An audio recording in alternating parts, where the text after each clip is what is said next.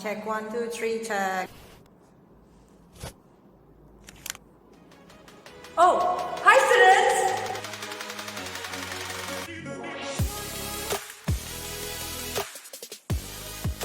Hello students! Welcome to meeting 6 of English Literature with me, Miss Ellen.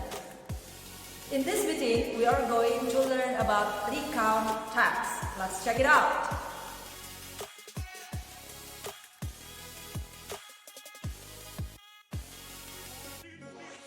Let's start by the definition of recount text. What is recount text? Recount text retells an experience or an event that happened in the past. What is the function? The function of this text is to entertain, to tell a story, or to evaluate something that happened in the past. Now, do you know that a recount can focus on a specific section and also can tell the entire story? But it should always be taught in chronological order. Remember that. There are 5 kinds of recount to consider. The first one is personal recount. Number 2 is factual or newspaper recount. Number 3 is imaginative recount. Number 4, we have procedural recount. And the last one, we have literary recount. Let's discuss one by one. Personal recount. It tells about the activity that the writer has been personally involved in, and it may be used to build a relationship between the writer and the reader. The examples are journal, diary, anecdote, and personal letter. Next, we have factual or newspaper recount. It reports the particulars of an incident by reconstructing the factual information. For example, biography, historical biography, we have autobiographical recount, for example, a police report, and so on and so forth. A factual recount is an objective of a true story by someone who is not involved in the incident, but it is made based on the factual information. So its purpose is to either to inform, entertain, or both.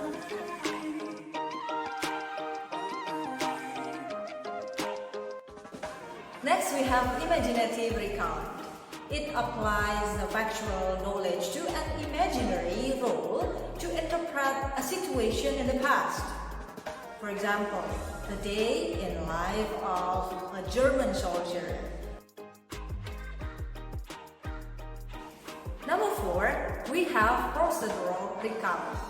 It records the steps in an investigation or experiment and thereby providing the basis for the reported results or findings. A procedural recount records events such as a science experiment or cooking. Last but not least, we have literary recount. It retells a series of events for the purpose of entertainment. A literary recount is like a factual recount, but this one is about real or fictional characters. Now let's focus on the generic structure of recount text. Well, generic structure of recount text has 3 parts. The first one is orientation. The second one we have events. And the last one we have conclusion. What do you write on orientation? You have to write the answer of the basic WH questions. What, when, why, where, who, and how. And the next one is events. Make sure that you write this in the chronological order.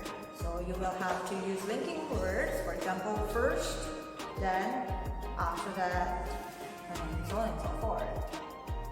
And the last part is conclusion. In the conclusion, you conclude the story and then you put your personal comment on it. Now, let's take a look on the language features of recount text. We have 4 features. The first one is tense. As you know, first and third person are most frequently used, and the recall is always written in the past. But present tense is also acceptable when you want to write about your personal comment or your analysis. Number 2, we have noun. Make sure that you use proper noun to describe a specific place, names, and so on. Number 3 is connectives. As I said before, recount text must be written in chronological order. So you have to use conjunctions and connectives to link events and to indicate the time sequence. Number 4, we have voice. So in recount text, both active and passive voice can be used. At the end of this lesson, you are going to write a recount text, and here are some tips for you.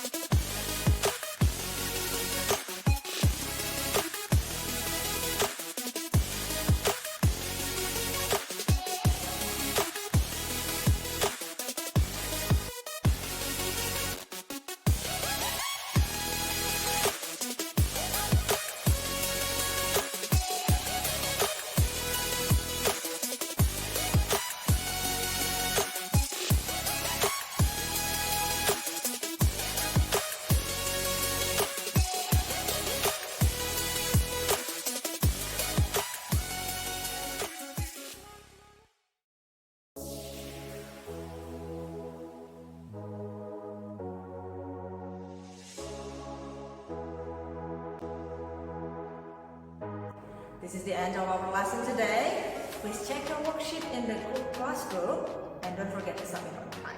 Bye students!